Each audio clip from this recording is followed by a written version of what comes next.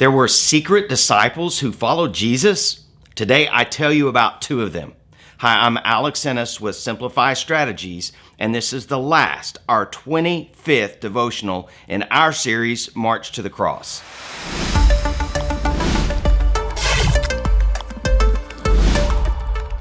Thanks for being here today.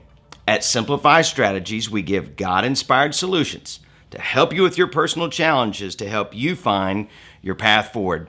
Today we meet Joseph and Nicodemus in our 25 unique persons and things Jesus met on his way to the cross and resurrection. I hope this has been a fantastic journey for you. In our last devotional, we talked about the criminals on the cross with Jesus. In our story for today, Jesus has now died and his body is left on the cross. The Your Path Forward takeaway is this: your decision is personal, but it cannot stay private. We find the story in John 19, 31-42. It was the day of preparation, and the Jewish leaders didn't want the bodies hanging there the next day, which was the Sabbath, and a very special Sabbath because it was the Passover. So they asked Pilate to hasten their deaths by ordering that their legs be broken, then their bodies could be taken down.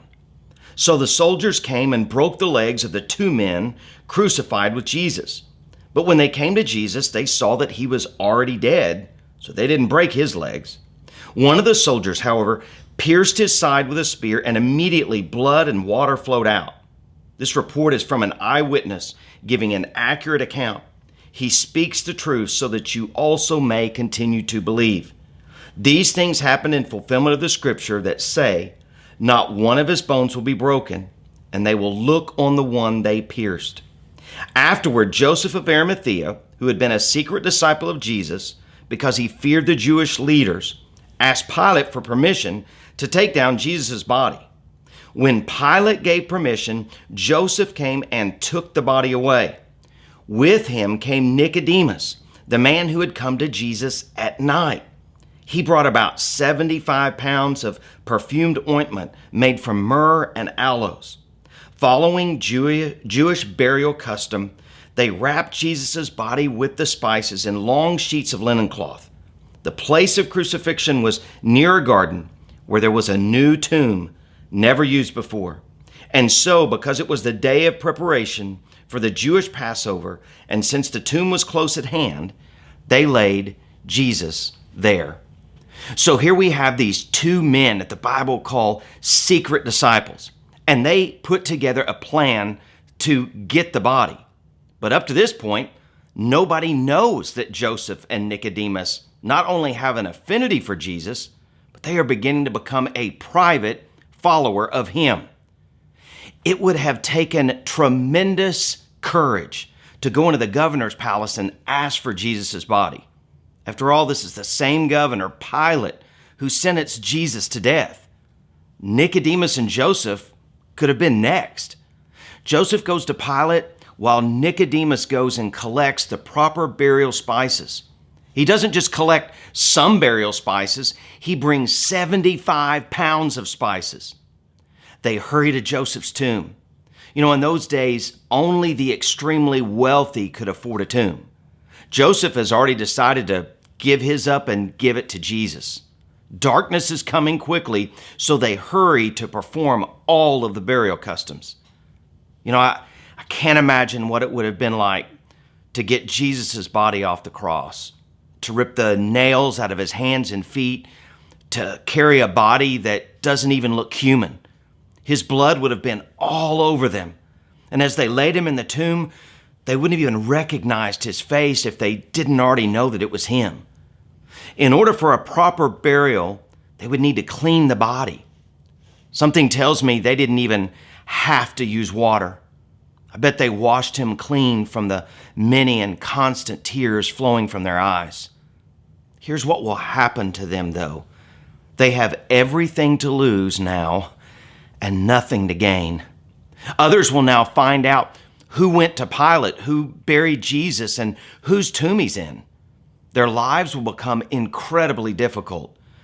There's no hiding anymore. Isn't it interesting? The public disciples, the 12, who have been with Jesus for roughly 3 years, have gone into hiding, and the secret disciples have now become public. The public disciples went secret, and the secret disciples went public. But why now? They had some chances as a leader to intervene, and Joseph and Nicodemus didn't.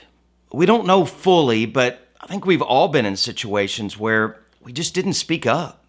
We just thought things would kind of change on their own, but they didn't. With whatever happened, Joseph and Nicodemus realized that something must be done for the body of Jesus. Here's what they do, and it's amazing. They know nothing of a resurrected Jesus. They only know a dead Jesus. For Jesus followers, we celebrate a resurrected Jesus.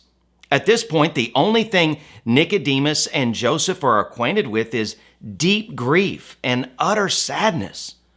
But in just a few days, everything will change for them. Can you imagine what their conversation went like? What do you mean there are reports of Jesus being alive? We buried him. Imagine as they ran and they arrived at Joseph's tomb to see everything gone except for the cloth that they had placed over Jesus. They must have been the most bewildered of all. After all, they took the body off the cross. They would have ripped the thorns out of his head. They would have cleansed his body from all the wounds and from the flogging. They would have prepared it with all of the spices and covered it. Their testimony would have been incredibly powerful. You know, your decision is personal, but it cannot stay private. I've had the pleasure of meeting individuals from all walks of life, professional athletes, business persons, and even some politicians. I believe God has called more secret disciples who will become more public in the years ahead. Two men that I've met, Mike Durnell of RV Wholesalers and Bill Haslam, former governor of Tennessee, gave me some time to interview them for our Simplify podcast. The RV industry is booming, and Mike and his brother several years ago started their business, but it wasn't always booming. He outlines how they made it through some really rough times.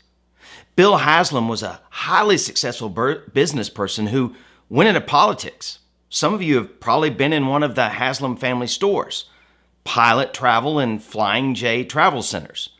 If you've not heard Bill's story, there is some terrible heartache that comes their way when Bill is young. Both men are following Jesus in their respective areas, and they discuss it in their particular podcasts. But I believe God will use men like that to find others who want to just check out Jesus in private, but will one day profess publicly their love of Jesus. You can find the link to the podcasts below. But how about you?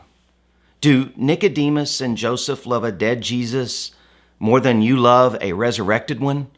I want to encourage you to walk in the direction of loving Jesus more every day. Listen, I really hope you've enjoyed this series. We will continue to provide some devotional series in the future. So that you don't miss when we do, make sure you subscribe to our channel and maybe consider, as a step of being more public about Jesus, sharing this video. And make sure you hit that bell when you subscribe, or else you won't get the notification of our next series. Hey, I'm Alex Ennis. I'll see you soon.